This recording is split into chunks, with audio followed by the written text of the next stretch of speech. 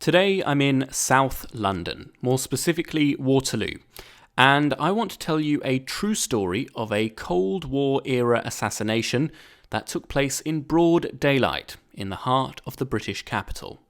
But first, some context. Georgy Markov was a writer and journalist born in Sofia, in what was then the Kingdom of Bulgaria, although after a coup in 1944 it became the Socialist People's Republic of Bulgaria, ruled by the Bulgarian Communist Party. Markov wasn't a fan of the Communist Party, and he was pretty outspoken about this. He wrote several plays that were critical of the government and communism, although because of widespread censorship they were never actually performed. He also wrote many books, some of which were banned. Despite this, Todor Zhivkov, who was the leader of the People's Republic of Bulgaria at the time, kept trying to pressure him into writing communist propaganda, which Markov obviously wasn't too keen on. So eventually Markov defected to Britain and found himself in London. He worked for the BBC World Service, as well as the German public broadcaster Deutsche Welle and Radio Free Europe, which was set up by the CIA to broadcast anti-communist messages to the Soviet Union. This put Georgy Markov in the sights of the Committee for State Security, the Bulgarian intelligence agency. While he was at Radio Free Europe, he produced a series that poked fun at Todor Zhivkov, which pretty much sealed his fate.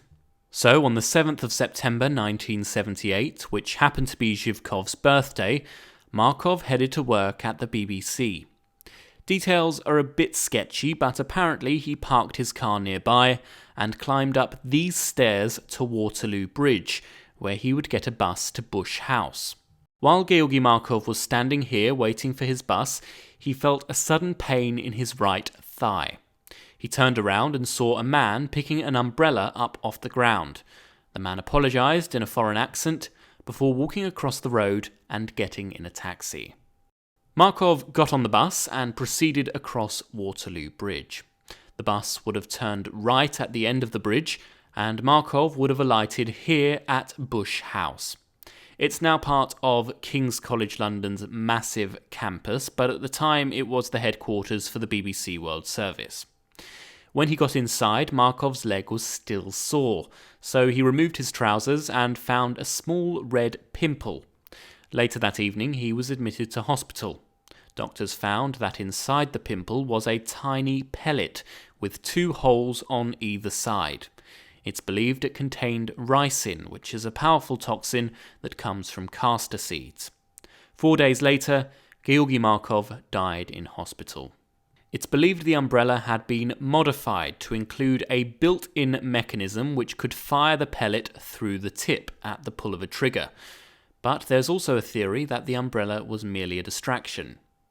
The exact person who carried out the assassination has never been found, but it's generally accepted that it was by an agent of the Committee for State Security, on the orders of Todor Zhivkov. It's also believed that he asked for some help.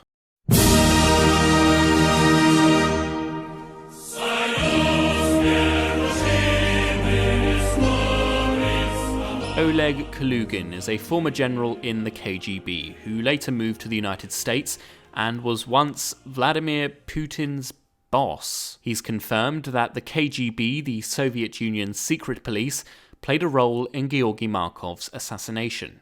Prior to the umbrella murder, there had already been several attempts on Markov's life, including one where the would-be assassin approached him and said, "I've been sent to murder you, but I'm not going to do it. I'm going to take the money and vanish," which is, to be honest, pretty cool. However, the main suspect for the murder is Francesco Gallino, otherwise known by the codename Piccadilly. He's a Danish-Italian man who became a spy for Bulgarian intelligence after being caught smuggling. He apparently had to make the difficult decision between either being thrown in some Bulgarian gulag-style prison or becoming a Cold War spy with James Bond gadgets, allegedly. Difficult choice, I know. But Galino has denied that he was Markov's assassin, and police investigated him, but came up with no evidence that he did it. Following his questioning, he disappeared, but he's believed to be alive and living somewhere in Europe. It's a long way down.